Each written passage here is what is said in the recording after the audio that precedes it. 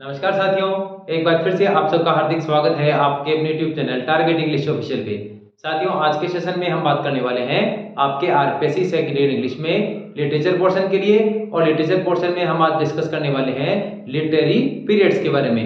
साथियों, आज के सेशन में मैं आपको कंप्लीट लिटरेरी पीरियड्स की जो टोटल आउटलाइन है वो टोटल आउटलाइन बिल्कुल क्लियर कर दूंगा।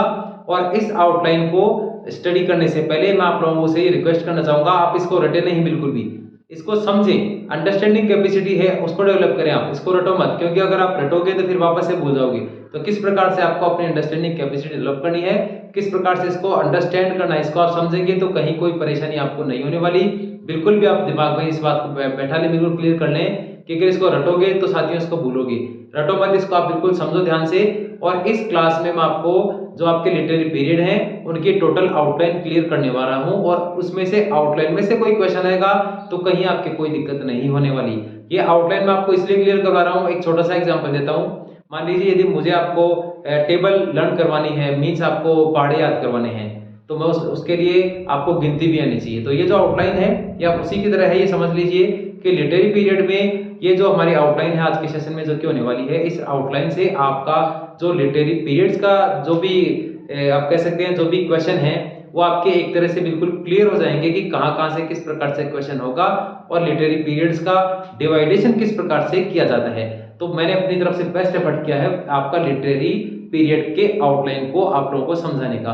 और ये आउटलाइन अगर आपको क्लियर है तो नेक्स्ट वन जो भी हमारा सेशन होगा उसमें आपके कहीं कोई दिक्कत नहीं होगी। इसे लिटरेरी पीरियड्स का जो सेशन है इसको आप इस आउटलाइन को अच्छे से कंफर्म कर लें। साथियों देखें, लिटरेरी पीरियड्स में हिस्ट्री ऑफ इंग्लिश लिटरेचर की यदि बात की जाए, ठीक है, इसमें आपको आउटलाइन अच्छे से समझनी पड़ेगी क्योंकि हमारे सिलेबस में है लिटरेरी पीरियड्स। अब लिटरेरी पीरियड्स का हिस्ट्री ऑफ इंग्लिश लिटरेचर से किस प्रकार से कनेक्शन है और क्या यह आउटलाइन है, यदि आप इस आउटलाइन को क्लियर कर लेंगे तो फिर जो भी कहीं से भी कोई भी क्वेश्चन आएगा किसी भी लिटरेरी पीरियड्स में से, तो एक वो आउटलाइन आपके दिमाग में बिल्कुल क्लियर रहेगी जो कि उस क्वेश्चन को सोल्व करने में आपके लिए बिल्कुल मददगार साबित होगी। तो यहाँ आप देखें आउटलाइन में फर्स्ट वन जो कि आपके सिलेबस में है, मैंने कंप्लीट आपको सिलेबस को ध्यान में रखते हुए ही इसको तैयार किया है। रिनेसा सबसे पहले है हमारा रिनेसा पीरियड। अब देखिए इसमें रिनेसा पीरियड जो है इसका टाइमिंग आप ध्यान रखें 1450 टू 1660। इससे पहले मैं आपको एक चीज बता दूं कि ये जो हम आउटलाइन तैयार कर रहे हैं इसमें आपके पेपर में क्वेश्चन कहां से आएंगे। क्वेश्चन आएगा आपका फर्स्ट वन, इसके आपका जो लिटरेरी पीरियड्स हैं इसके जो भी मेजर पोइट्स और जो भी राइटर्स हैं उनके बारे में। सेकंड वन उनकी क्रिएशंस जो भी है उनकी क्रिएशंस के बारे में। एंड थर्ड वन आपका पूछेगा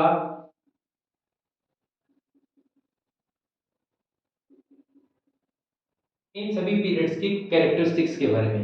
तो ध्यान रखिए आपका जो क्वेश्चन बनेगा लिटरेरी पीरियड में वो लिटरेरी पीरियड के मेजर पोइट्स और राइटर्स के बारे में, उनकी क्रिएशंस के बारे में और जो भी पीरियड्स हैं उनके कैरेक्टरिस्टिक्स के बारे में बनेगा। तो ये चीजें ध्यान रखते हुए ही मैं आपको ये कंप्लीट सेशन कंप्लीट करवाऊंगा।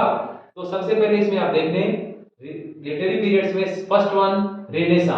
रेनेसा पीरियड जो है उसका टाइमिंग आप ध्यान रखें 1450 टू 1660। याद करने का बिल्कुल आसान सा तरीका है, यहाँ आपको दिख रहा है 50, यहाँ आप देख लें 60 और 14 और 16 के बीच में गैप है, उसके 15 गैप को हटा दें और ये हुआ आपका 1450 टू 1660 रिनेसा पीरियड का टाइमिंग। ठीक है, अब आपको सिलेबस में लिख रखा है रिनेसा पीरियड। इसका मतलब ये नहीं कि आपको रिनेसा पीरियड के बारे में स्टडी कर लेंगे, ये आपको सिलेबस में first, second, third and fourth ये जो चार टाइटल है साथियों ये आपके सिलेबस में जो है उसको राइट डाउन नहीं कर रखा है। इसका राइट डाउन सिर्फ रिनेसा ही लिखा हुआ है, इसका मतलब ये नहीं है कि हमें इनके बारे में स्टडी नहीं करनी है। रिनेसा लिखा हुआ है इट मींस हमें 1450 टू 1660 कौन से पीरियड थे उनके बारे में अच्छे से स्टडी करनी है, यानी क्वेश्चन यहां से ही पुट अप होगा। तो रिनेसा पीरियड को 4 पार्ट्स में डिवाइड किया जाता है। First one Elizabethan age 1558 to 1603। इसको आप एक बार अच्छे से जो डेट है उसको एक बार समझने का प्रयास जरूर कीजिएगा क्योंकि यदि डेट में से एक भी क्वेश्चन आता है तो वो भी आपके लिए बड़ा इंपॉर्टेंट साबित होने वाला है। इसलिए मेरा यही कहना आपसे कि डेट जो आपका ईयर है, ईयर के बारे में भी एक बार थोड़ा आप ध्यान से स्टडी कीजिएगा, बिकॉज रेनेसा पीरियड की अगर बात कीजिए, यदि रेनेसा पीरियड की बात करें एग्जामिनर, मींस आपके दिमाग में क्लियर होना चाहिए 1450 टू 1660 रेनेसा पीरियड का टाइमिंग। यानी यहाँ देखिए आप 1450 टू 1660 जो है, आप इसको 1660 यहाँ देखें आप, ये रहा 1660 तक। इसके बाद हम नेक्स्ट वन मूव करेंगे। तो एलिजाबेथन एज का टाइमिंग 1558 टू 1603। अब इसकी एक एक कैरेक्टरिस्टिक भी मैंने लिखी है आप लोगों के लिए। ये एलिजाबेथन एज जो है उसका रिलेशन है एलिजाबेथ फर्स्ट से, जो क्वीन थी, एक queen of England Elizabeth first. Elizabeth first के टाइमिंग को कहा जाता है एलिजाबेथन एज, और इस पीरियड को कहा जाता है प्रॉस्पेरस पीरियड ऑफ इंग्लैंड, और यू कैन से prosperous period of English literature. तो यहाँ आप अच्छे से देख ले, रेनेसा पीरियड में फर्स्ट वन आपका होगा एलिजाबेथन एज, और एलिजाबेथन एज की टाइमिंग की बात की जाए तो 1558 टू 1603, और जो क्वीन एलिजाबेथ फर्स्ट है उनकी टाइमिंग को कहा जाता है Elizabethan age, and which is also known as prosperous period of English literature. Second one इसके बाद हम मूव करेंगे जो कि आपके सिलेबस में है जैकोबियन एज। अब जैकोबियन एज का अगर टाइमिंग की बात की जाए तो जैकोबियन एज होगा आपका 1603 टू 1625। अब यहाँ देखें आप 1603 पे क्लोज हुआ आपका एलिजाबेथन एज। एलिजाबेथन एज जैसे ही 1603 पे क्लोज हुआ उसके बाद मूव करेंगे जैकोबियन एज पे। जैकोबियन एज है 1603 टू 1625, और जैकोबियन एज का रिलेशन है जेम्स फर्स्ट से, यानी जेम्स फर्स्ट के टाइमिंग को कहा जाता है जैकोबियन एज। अब आपके सिलेबस में है मेटाफिजिकल पोएट्री, तो जैकोबियन एज की जब हम स्टडी करेंगे तो जैकोबियन एज में ही हम स्टडी करने वाले हैं metaphysical poetry. Means metaphysical poetry में मेजर पोएट्स कौन कौन से हैं, उनकी क्रिएशंस क्या क्या है, और मेटाफिजिकल पोएट्री की कौन कौन सी कैरेक्टरिस्टिक्स माने कौन कौन सी विशेषताएं हैं, वो सब हम स्टडी करेंगे मेटाफिजिकल पोएट्री में। और जैकोबियन एज की जब स्टडी करेंगे तो उसमें मैं आपको डिस्कस करूंगा मेटाफिजिकल पोएट्री, माने मेटाफिजिकल पोएट्री जो है उसकी स्टडी करने वाले हैं जैकोबियन एज में।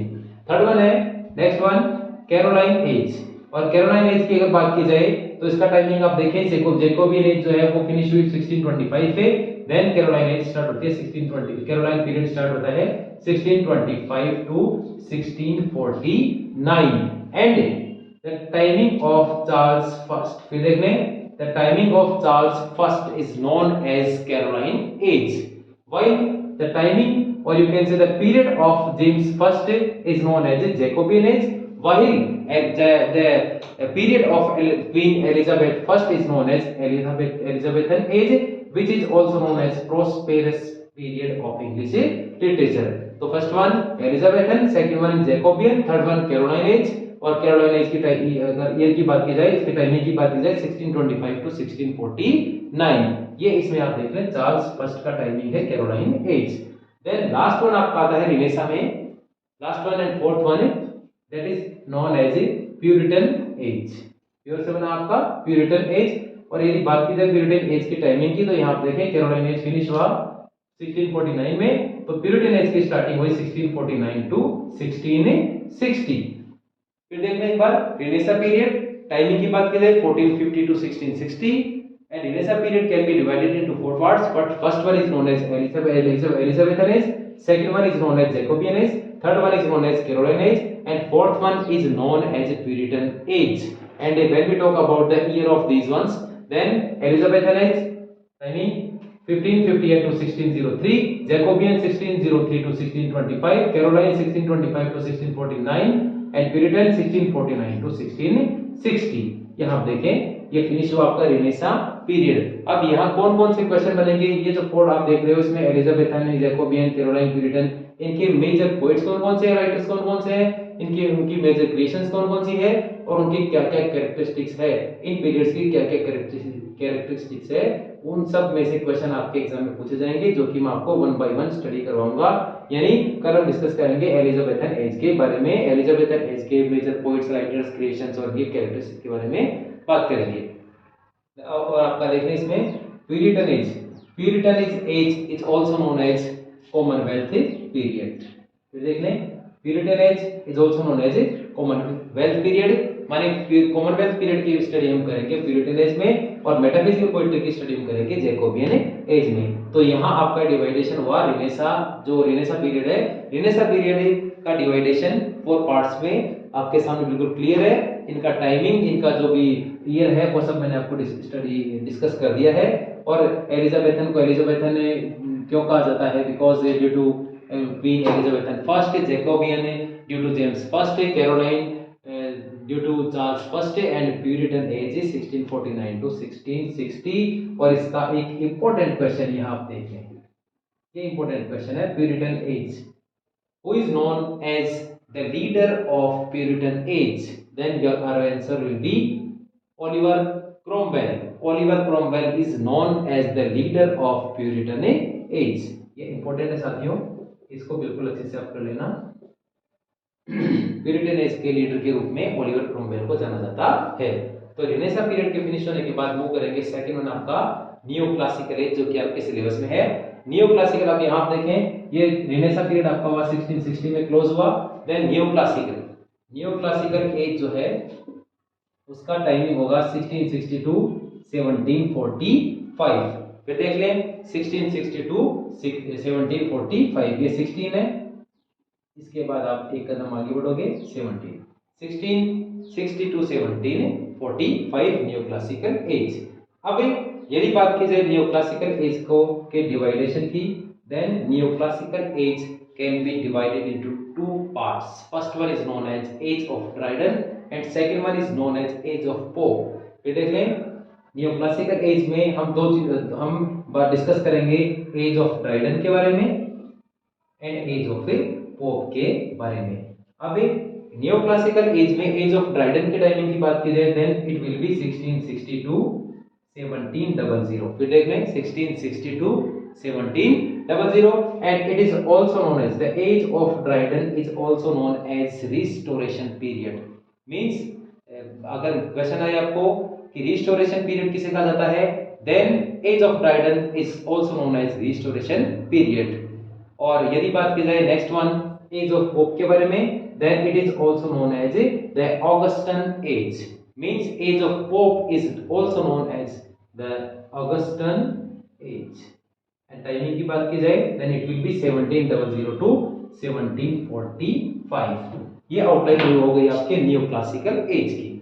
मूव करेंगे थर्ड वन पे, and third one it will be pre romantic age. और प्री, ये भी आपके सिलेबस में है बिल्कुल। प्री रोमांटिक एज में यदि बात की जाए इसकी टाइमिंग की सबसे पहले, then it will be 1745 to 1798। तो 1745 से 1798 का जो 98 का जो सेशन था, जो पीरियड था, it is also known as a pre romantic age. और फिर एक और चीज देख लें, it is the pre romantic age is also known as age of sensibility, और you can say transitional.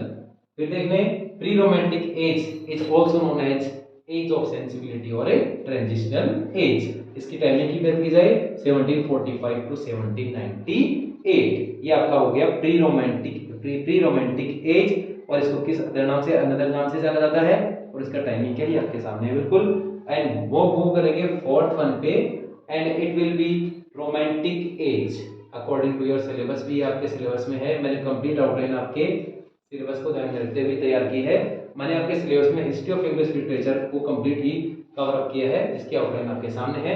Romantic as की बात की जाए then it will be from 1798 to 1832 और 37।